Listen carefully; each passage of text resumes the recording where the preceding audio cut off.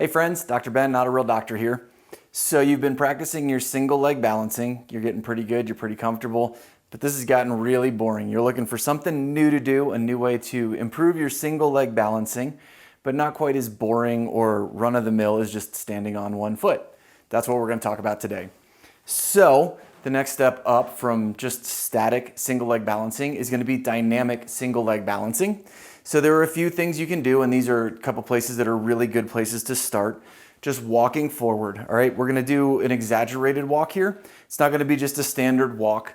We're gonna be using a much larger range of motion, a much more controlled range of motion, so you can still continue to make single leg balancing the focus, but now you're gonna be moving through lots of different positions as you walk, which is gonna challenge your stabilizers a whole bunch more than just standing still.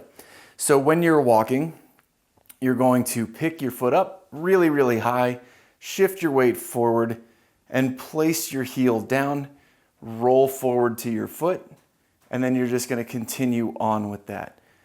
Pick your leg up really, really high, shift your weight forward to the front of your foot, place the heel very gently. All right, you can also do this going backwards. This time you're going to land with your toe. This is not only going to challenge your balance, but you're also going to have to use a fair bit of flexibility in your ankle to move backwards like that. So you can start with smaller steps if you have not quite as good balance, you're just starting out. The smaller steps are much easier to balance.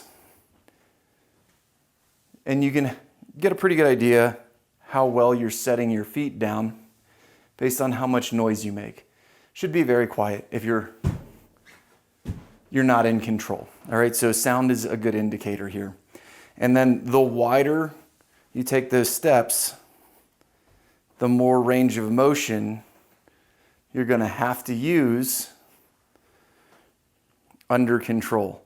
So bigger steps requires more stabilization and control.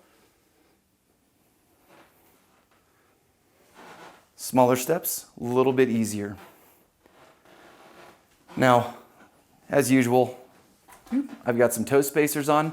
I recommend wearing these when you're doing balancing work. It's good to retrain your foot to work in those ranges of motion that they tend to not get in modern footwear.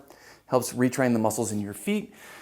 They will also improve your balance because your foot is designed to be a triangle here. It's not supposed to be narrow at the toes like most shoes are. It should be really wide.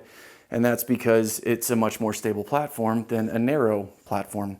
So big, wide front foot gives you much better balance. Toe spacers help do that. Also, you can move laterally if you'd like to work on your balance. So what you're gonna do for this, you can drop your weight. The more you drop your weight, more you drop your hips, your center of gravity, the more challenging this sideward movement's gonna be, the more control that you're gonna have to use, the harder your muscles are gonna work. Also harder because we tend to not use that range of motion, so the muscles aren't used to it. So you're gonna shift to your outside leg, you're gonna point your toe where you wanna go, shift the weight there, get your weight all the way over to that far leg, and you're gonna pick your leg up, bring it back to center.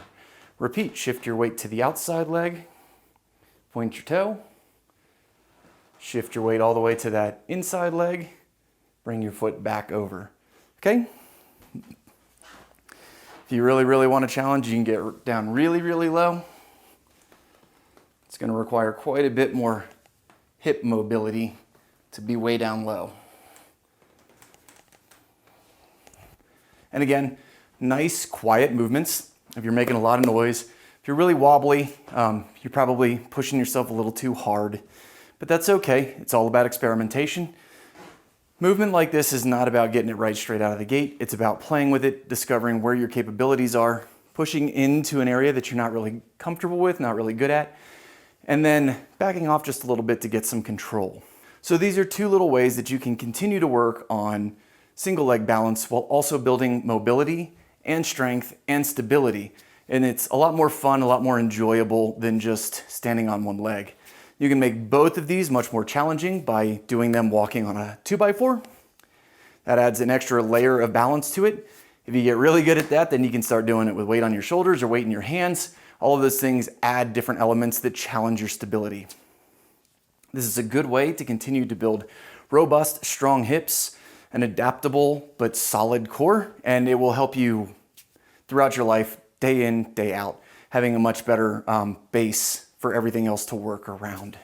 Anyway, that's all I got for you today, guys. Thanks for watching. If you like the video, smash that thumbs up. If you know somebody who could benefit from this video, share it with them. And if you haven't already subscribed, please consider subscribing. Till next time, keep your life in motion.